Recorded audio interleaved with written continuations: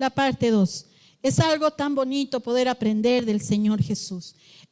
Voy a leer algo que no lo puse no le entregué, pero vamos a leer algo que vamos a recordar de la anterior prédica. Dice así, en Marcos capítulo 4,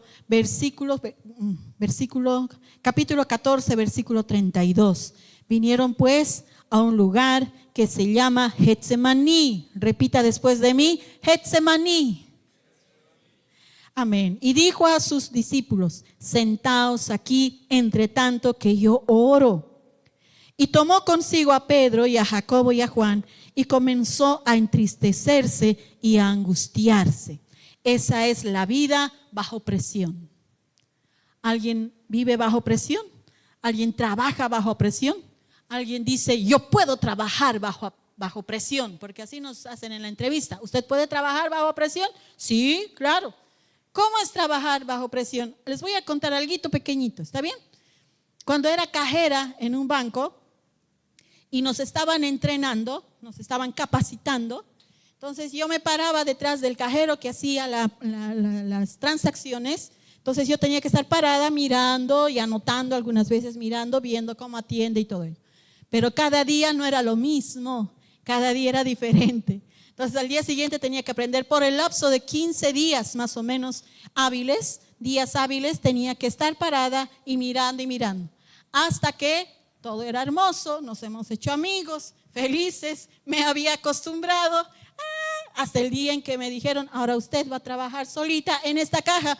Todo se olvidó, hasta mi nombre me olvidé todo. Pero ya estaba lista supuestamente, hasta me tomaron examen. Entonces yo llegué, me he olvidado cómo abrir la caja, vino el jefe, te olvidaste, sí, tienes que estar en paz, tienes que estar calmada, has dicho que puedes trabajar bajo presión, sí. Entonces me abrió la caja, sí había sido, me siento y me olvidé de prender la computadora. Entonces, ¿por dónde se prende? Mis manos así temblaban y me decía, creo que no estás lista hoy día, que venga la persona que me estaba capacitando. Y yo, sí. ¿Y sabe qué me dijo mi jefe? Sí, no, hoy vas a trabajar y hoy voy a estar detrás de ti. Estaba llorando de paso en mis primeros días de trabajar, de capacitación. Y cuando nos estaban capacitando, tenemos que hacer bien porque estamos manejando plata, estamos manejando las cuentas de las personas, los trámites, los documentos.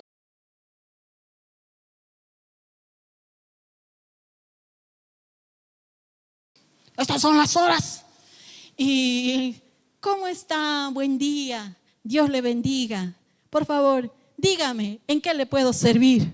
Eso se me salió. Y mi jefe estaba desmayado. No se habla así, me decía.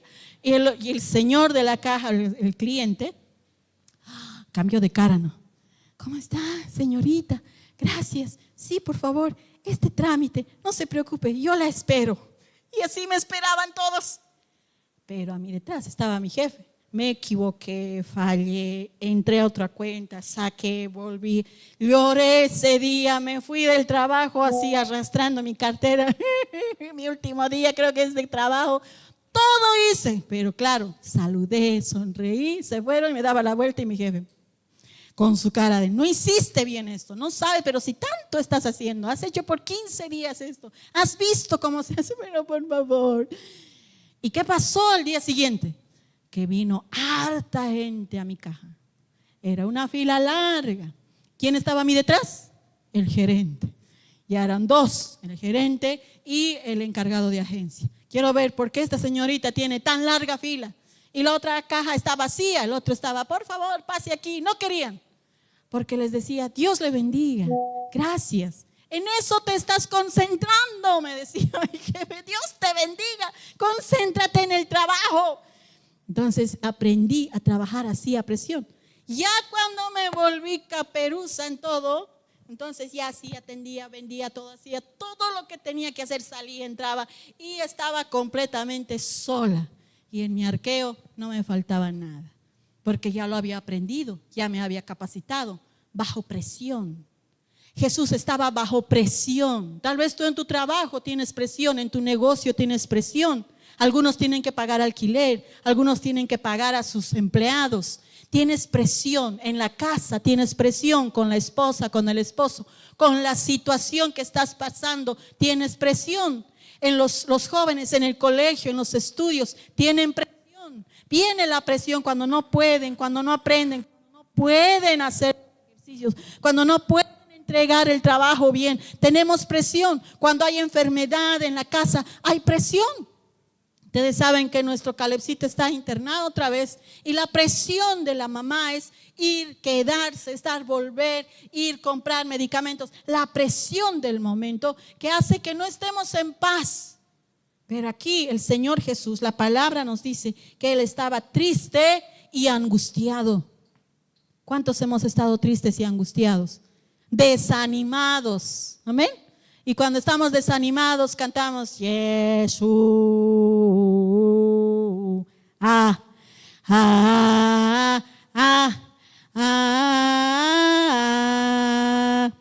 porque estamos desanimados, ¿no? Y estamos así, presionados. Nuestra alma, nuestra vida está presionada. Jesús lo estuvo así. Y dice en el verso 14, les dijo: mi alma está muy triste hasta la muerte. Quedaos aquí y velad. Y eso es lo que nos dice el Señor. Quédense aquí y velen, oren, estén despiertos, estar atentos, dice. Estén atentos como los perritos cuando están cuidando, ¿verdad? Yo tengo mis perritos bien cuidadores. Adelante están, un chiquito pasa, niños pasan y los perritos, especialmente mi perrita, no quiere que pase nadie ni por la calle. Entonces, todo un lío hacen. Y los chiquitos pasan, se van a la otra acera para que no les, porque no salen ni a morder. Entonces, así, estén atentos. ¿Por qué? Porque el ladrón viene y no sabes a qué hora va a venir. Tienes que estar atento, porque no sabes qué enfermedad va a venir a tu casa. Tienes que estar atento porque no sabes lo que va a pasar mañana, lo que va a pasar en esta semana. De un día para otro, de un momento a otro viene la prueba. Por eso dice, estad atentos. Jesús sabía que esa noche tenía que empezar el Calvario. Por eso se fue a orar y les dijo a sus amigos: estoy angustiado, estoy triste hasta la muerte. Entonces vinieron ángeles y les servían. Y aún en medio de la tristeza, el Señor manda ángeles para cuidarte, para ministrarte, así como hemos aprendido la anterior semana. Amén. Podemos alabarle y darle un aplauso al Señor, decirle gracias, Señor. El Getsemaní significa lagar de los olivos. Es cuando la aceituna se prensa por primera vez en el lagar. El aceite que sale es color rojo como la sangre. Entonces todos tenemos un Getsemaní. Vamos por favor a una historia muy bonita. En Primera de Reyes capítulo 18 verso 19 dice así: envía pues ahora y reúneme a todo Israel en el monte Carmelo, y los 450 profetas de Baal y los 400 profetas de Acera que comen de la mesa de Jezabel. En sí, ¿cuántos profetas eran? Suman, a ver, ¿quién le gusta las matemáticas? 450 profetas de Baal y los 400 profetas de Acera. ¿Cuántos? 850. 850. Eran 850 profetas de Baal y de Acera. Dioses, los peores demonios. Entonces estos demonios tenían sus sacerdotes, los cuales eran adorados. ¿Y quién levantaba y quién hacía todo eso? Era Jezabel. Entonces aquí Elías está diciendo, a Abdías le está diciendo: reúne a todo el pueblo en el monte Carmelo. Tráelos a estos profetitas de Baal y de Acera. Tráelos. ¿Cuántos son? 400, 450. De a los 800, tráigalos a los 800. Y reúne a todo el pueblo, porque yo soy el único profeta que ha quedado del pueblo de Israel. Elías era el único. Entonces yo me imagino que Elías se movía como los negros, ¿no? Y les hacía así. Entonces se caminaba y vengan, traigan bueyes, hagan un altar, les dijo. Empiecen a caminar por su altar y empiecen a invocar a Baal y empiecen a invocar a Acera, empiecen a hacer eso. Y lo que hizo Elías fue irse a un lugar y ahí se paró y esperaba. Desde la mañana, muy temprano, hasta mediodía, los sacerdotes de Baal, dice que gritaban, Baal, Baal, Baal, Acera, gritaban, ¡guau! Y Elías les decía, griten más fuerte, tal vez se ha dormido, tal vez está comiendo, tal vez ha ido a hacer otra cosa. ¿Qué Dios es ese que se duerme? Sigan gritando, ¡ah! ¡Baal! Y saben, empezaban a cortarse sus manos. Ahí vienen esos demonios que hacen que los jóvenes se corten las muñecas. Y se cortaban. Y dice que juntaban la sangre. Se juntaban y no había. Y estaban ahí las vacas que habían ofrecido en sacrificio. Y seguro la sangre ya estaba empezando a ser putrefacto. Y estaba todo ese altar levantado. Y no venía. Entonces Elías, como les digo, me parece que caminaba así como esos negros, ¿no? Les hizo así y se levantó y dijo, bueno, miren bien pueblo. Levantó él solo un altar, reconstruyó el altar de adoración, reconstruyó el altar donde él sabía que Dios iba a obrar con milagros. Puso piedras, puso madera, puso leña, puso carbón, puso todo lo que tuvo que poner. Agarró los bueyes, dice que los partió a la mitad, él solo. Partió a la mitad, los puso, los abrió en el altar. Y no solamente eso, echó agua. Y estaba llenito de agua, inundado ese altar. E invocó, Dios, Dios de los dioses, Jehová de los ejércitos es tu nombre. Muéstrate a este pueblo como eres, como el Dios de los dioses, como el Señor de señores. Invocó Elías a Jehová y en medio de todo ese cielo azul cayó un rayo. Dice que lamió todo el agua y todo el sacrificio chamuscado. Y todos casi 2 veces creo que hizo eso, de acuerdo a lo que cuenta la palabra. Nuevamente invocó, nuevamente echó agua, nuevamente cayó el rayo y dice que lamió todo ese altar. Ese es el Dios todopoderoso que vive en tu corazón. Ese es el Dios poderoso, todopoderoso, no poderoso, todopoderoso que vive en tu espíritu. Ese es el Dios que hace obras, no solamente un milagro, ese es un milagro, una proeza que hizo el Señor. Él te sana, Él te libera, Él te restaura, Él te prospera, Él te cuida, Él es tu pastor, Él es tu hermano, Él es tu Dios. Puedes decirle gracias, Señor, y aplaudirle, aleluya. Porque Él viene con su fuego, con su espíritu a quemar todas las asperezas de nuestra vida. Viene a quemar todas las suciedades de nuestro corazón, toda la hoja, la paja. Entonces después que se reunieron en el Monte Carmelo, les dijo así. Estamos en Primera de Reyes, capítulo 18, versos 25 y 26. Entonces Elías dijo a los profetas de Baal: escogeos un buey y preparad primero para que vosotros sois, pues que vosotros sois los más, e invocad el nombre de vuestros dioses, mas no pongáis fuego debajo. Y ellos tomaron, y esa es la historia, como gritaban: Baal, respóndenos, dice en el verso 26. Mas no había voz ni quien respondiese, entre tanto que ellos andaban saltando cerca del altar que habían hecho. ¿Qué es lo que pasó en el verso 30 de Primera de Reyes, capítulo 18? Entonces dijo Elías a todo el pueblo: acercaos a mí. Y todo el pueblo se acercó a él, y él reparó el altar de Jehová que estaba arruinado. Hay un altar en nuestro corazón que está arruinado. Hay un altar que nosotros lo arruinamos cuando empezamos a creer en otras cosas y menos en sus promesas, menos en su palabra. Cuando empezamos a creer en los dichos del pueblo y no en la palabra del Señor. Cuando empezamos a hacer eso, entonces ese altar que hay en nuestra vida se va deshaciendo. Y cada vez que se deshace, no podemos adorarle. No podemos congregarnos. No podemos ir a nuestra célula.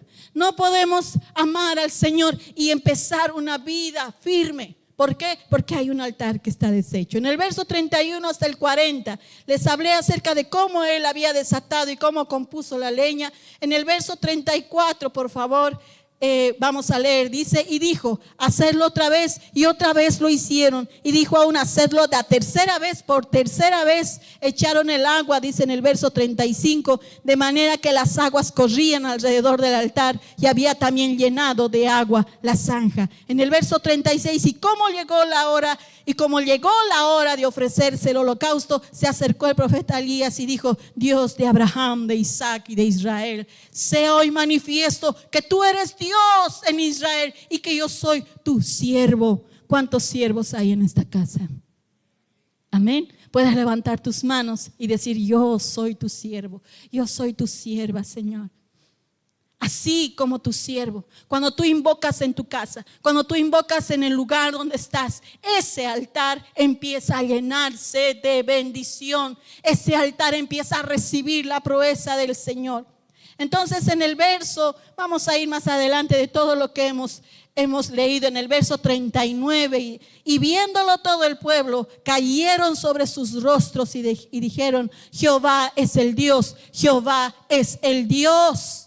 Entonces Elías les dijo en el verso 40, dice, prended a los profetas de Baal, que no escape ninguno. Y ellos los prendieron y los llevó Elías al arroyo de Sison, y allí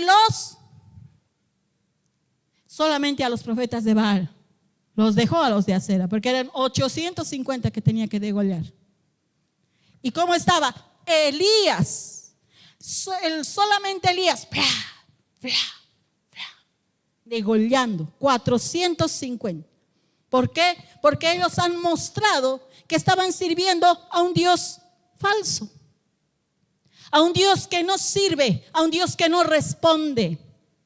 En un salmo, David dice, aquellos que alaban y adoran a la madera que ellos mismos han tallado, que ellos mismos lo han hecho, que ellos mismos le han dado forma, le han pintado, estoy parafraseando, lo llevan en sus hombros, les hacen caminar, luego lo bajan. Es tan clara la palabra, es tan clara, y vemos en las noticias que tal estatua está llorando porque hay problemas en el mundo.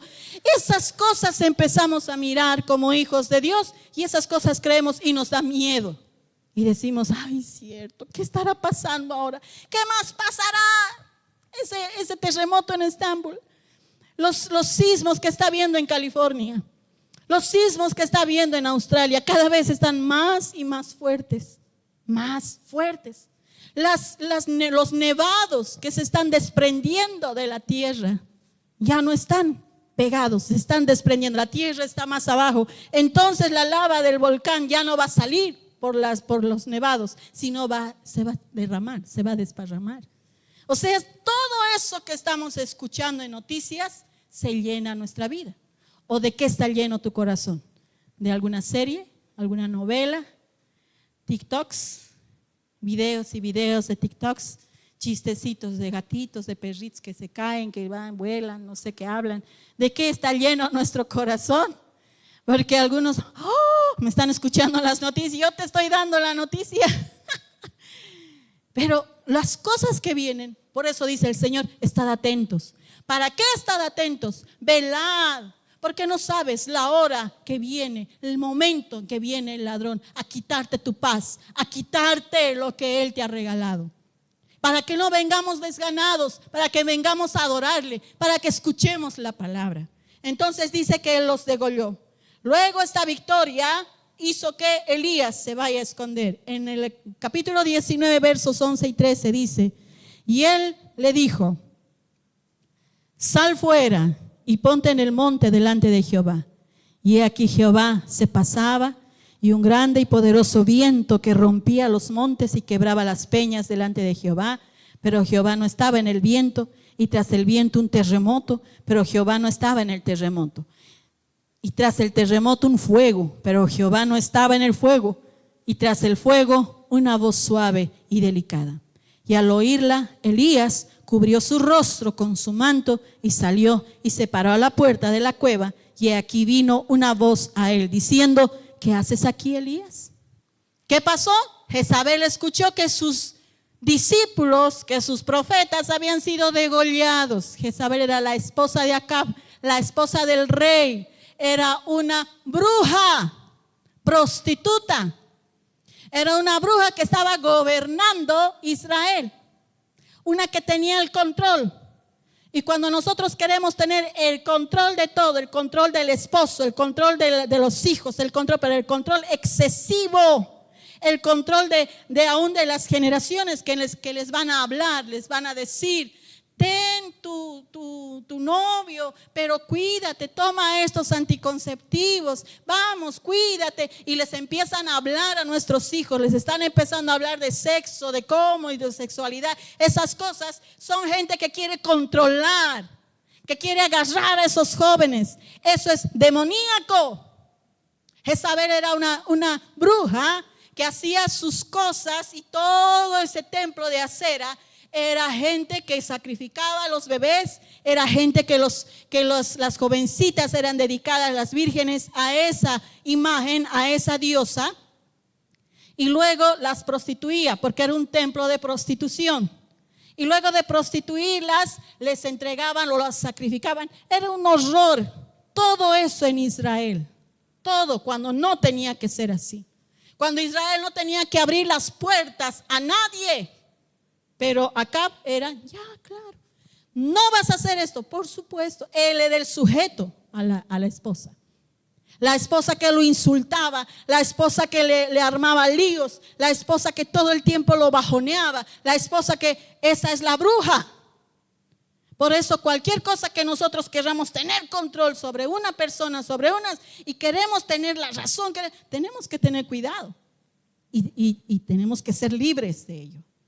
Porque ese demonio de control hace que nuestra familia tambalee, que nuestro esposo tambalee, nuestra esposa, y no podemos salir de ello. Por eso hoy vamos a ser libres de ello, amén. Porque esta mujer dijo: ajá, vas a ver lo que te va a pasar. Yo no me llamo Jezabel hasta que tú no mueras como has matado a mis sacerdotes. Te lo estoy parafraseando. Elías se corrió kilómetros, llegó a un monte, se metió a una cueva y estaba ahí.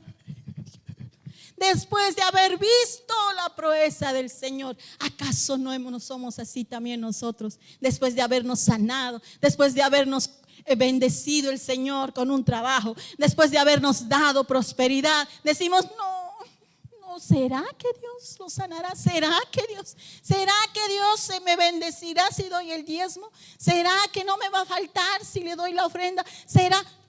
Estamos de miedo de lo que va a pasar. Elías estaba de miedo, estaba bajo presión. Alguien, la reina, la bruja, le dijo eso y lanzó esa palabra, y él tuvo miedo. Y a veces el Señor te dice: ¿y dónde estás tú, Adriana? ¿Y dónde estás tú, Rodolfo? ¿Qué haces aquí? Cuando tenemos que estar o en la célula, o en el discipulado, o en el estudio bíblico, buscando de una vez una palabra. ¿Dónde estás?, te dice el Señor. ¿Qué estás haciendo aquí? ¿Qué estás haciendo aquí en tu YouTube, en tu Facebook, Instagram? ¿Qué estás haciendo? En vez de estar sentado leyendo la palabra un momento, estamos haciendo otra cosa. Es que tengo que lavar la ropa, es que justo este momento, es que todo es ¿dónde estás? El Señor te dice: ¿qué haces aquí? Sal de esta cueva. Y el Señor le volvió a mostrar hermosas cosas: el terremoto, el fuego, le mostró, no sé, otras cosas que hemos leído. Y no estaba ahí el Señor, y él reconoció que no estaba ahí el Señor. ¿Dónde estaba el Señor? En esa voz apacible que es el Espíritu Santo. El Espíritu Santo no te va a hacer asustar, no te va a decir ¡guau! No va a venir así el Espíritu Santo. A veces tengo que hablar como aguaguitas, ¿no ve? A los niños así les digo: el Espíritu Santo no es así. Es una voz apacible, porque Él es tierno, pero firme, porque Él es Dios. Amén. Ese Dios que se paseaba sobre la faz de la tierra cuando ha sido formada la tierra. Ese Dios está en ti. Más abajo leemos a Elías que se fue.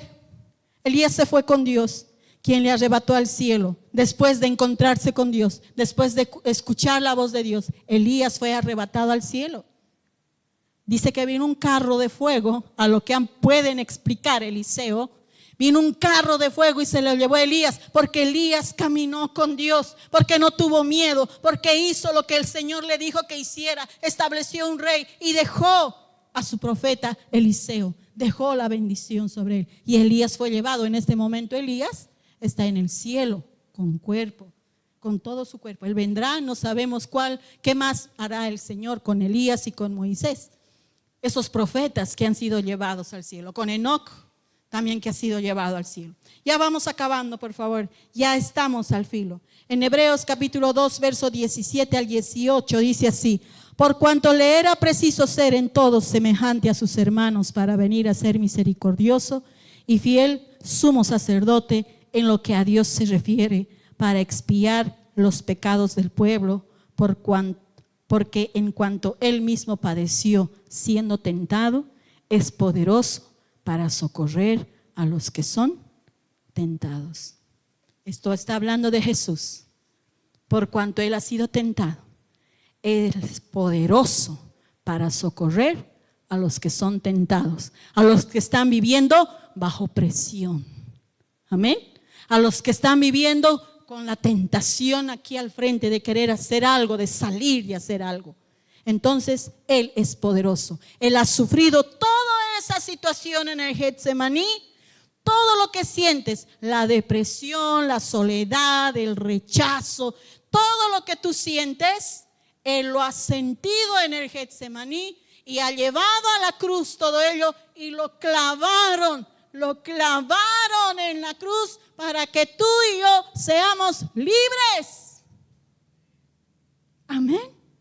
Ese debería ser nuestro gozo. Deberíamos levantarnos y aplaudirle, decirle gracias. Puedes aplaudirle, aleluya. Pero ¿por qué seguimos sintiendo eso?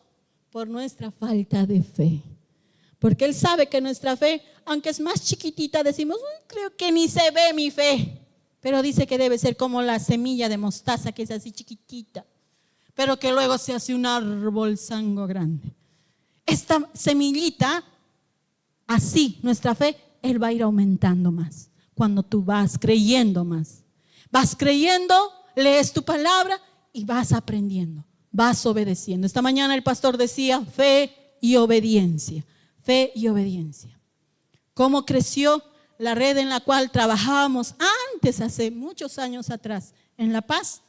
Los pastores, los líderes nos decían, jóvenes, fe y obediencia. Nada más. Bueno, vayan a la esquina a predicar. Y si les decimos, van a predicar cabeza abajo, prediquen cabeza abajo, sin preguntar. A los líderes nos estaban diciendo eso. Íbamos a predicar y era una esquina donde era vacío, un lugar donde no pensábamos, pero ¿cómo se han de equivocar? Porque aquí no hay gente.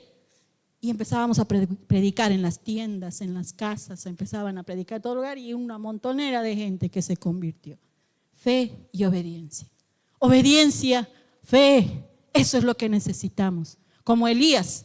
Se escondió, corrió todo y comió. Y la historia es hermosa porque Dios hasta comida le dio para que se levantara, para que se fortalezca. Otra vez se durmió, no le dijo dormilón.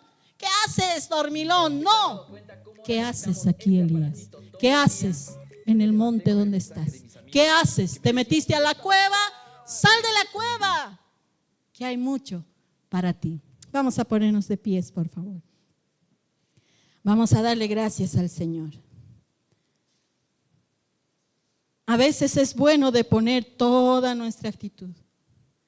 La actitud que tenemos en nuestra vida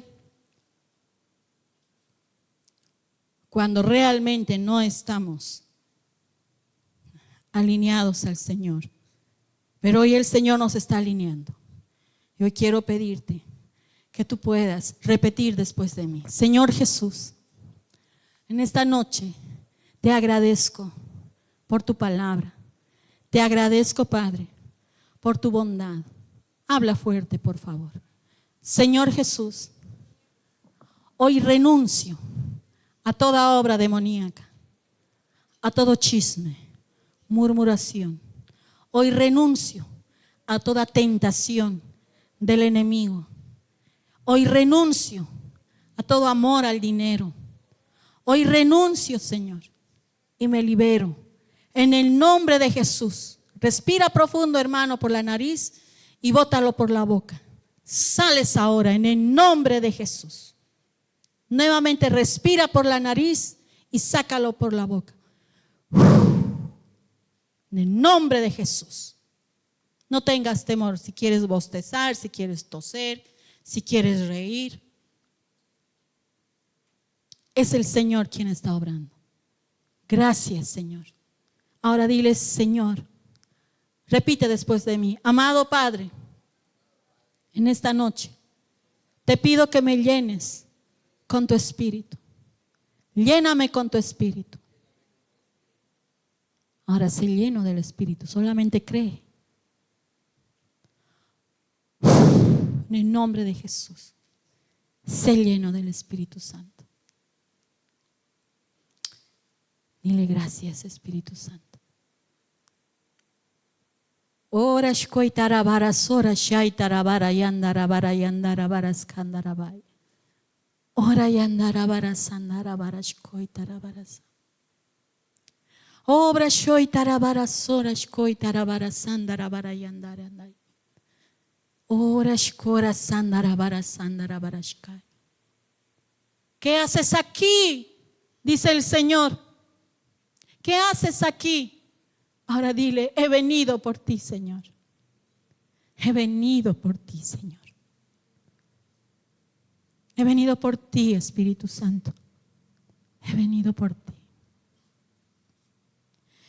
Gracias, amado Señor. Llénate más del Señor, llénate más. Él es su tiempo de Él. Es un tiempo donde a veces en la casa no lo podemos hacer. O en el trabajo no lo podemos hacer. Ora shkoita rabanda rabaras, ora shkoita rabaras. Obra shoita rabanda rabaras, sonda rabaras kayanda rabaras. Gracias, Espíritu Santo.